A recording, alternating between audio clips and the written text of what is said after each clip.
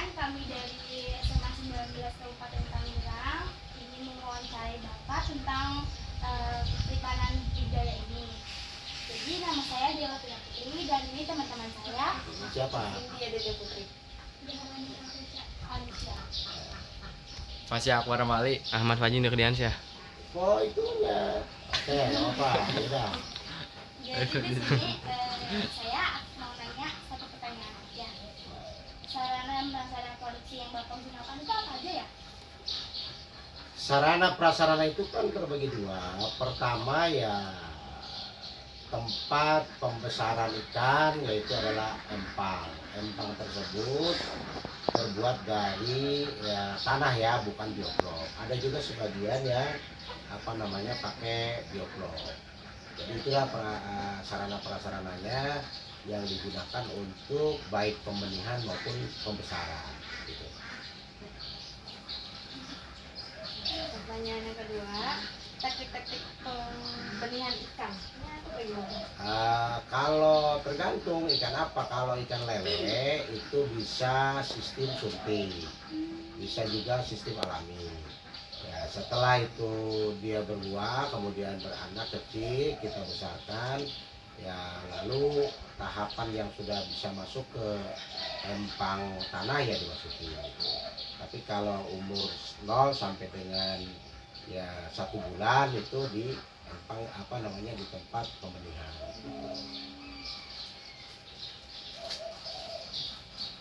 Pertanyaan ketiga, apa alasan membudidaya ikan?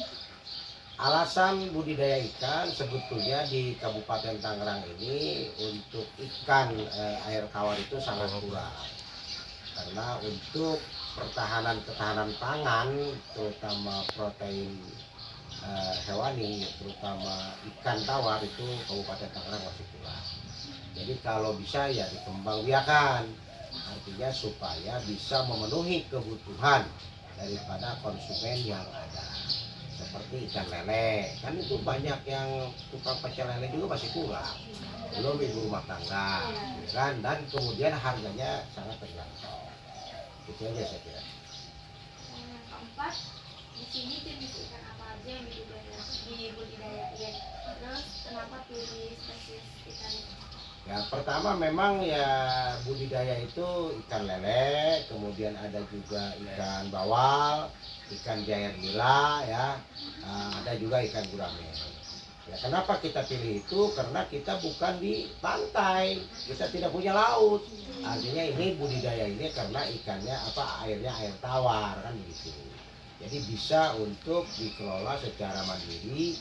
Yang penting kita ada sedikit sumber air, kemudian bagaimana cara pembenihan dan cara pembesaran tersebut. Itu aja saya kira untuk disampaikan. Yang lainnya ada pertanyaan lain? Ada. Ini ada ya.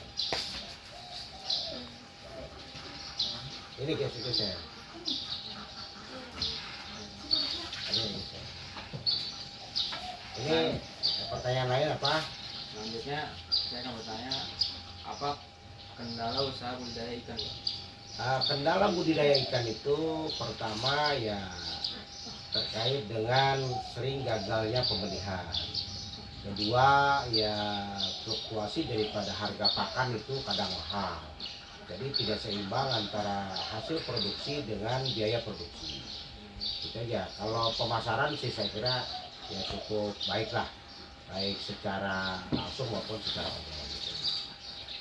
Yang terakhir nih Pak, modal sama keuntungan dan kerugian budidaya ikan ini itu berapa ya kira-kira? Kalau keuntungan ya memang juga tergantung, terkadang juga ada kerugian. Kalau pembenihan kita gagal itu udah banyak waktu, kemudian banyak pengeluaran tetapi hasilnya kurang baik. Tapi kalau hasilnya baik ya lumayan juga, daripada modal misalnya 15 juta itu bisa untung bisa 7 juta atau bisa 5 juta. Yang penting kan produksi kita berjalan, kemudian nilai ekonominya ada. Karena di sini baru hanya iseng-iseng saja, tidak diperluas sebagaimana mestinya. Terima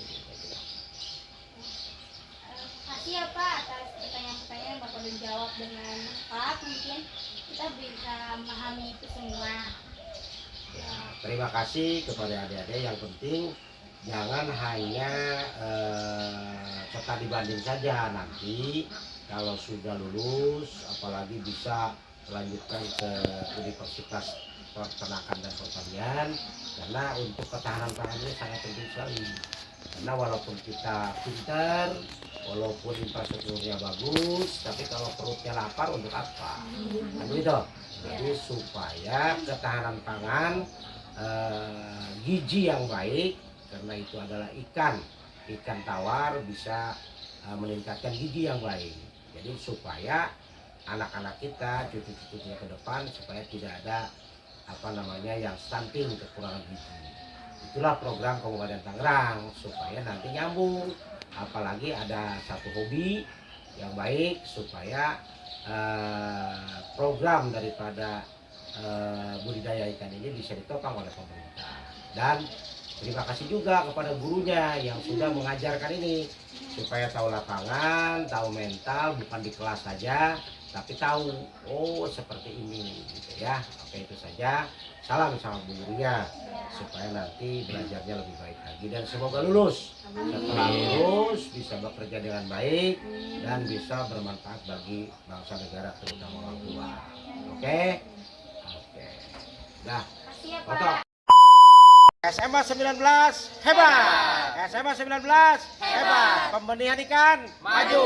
Pembenihan ikan maju. Nanti ada sapi. Hai teman-teman. Jadi kita habis ini.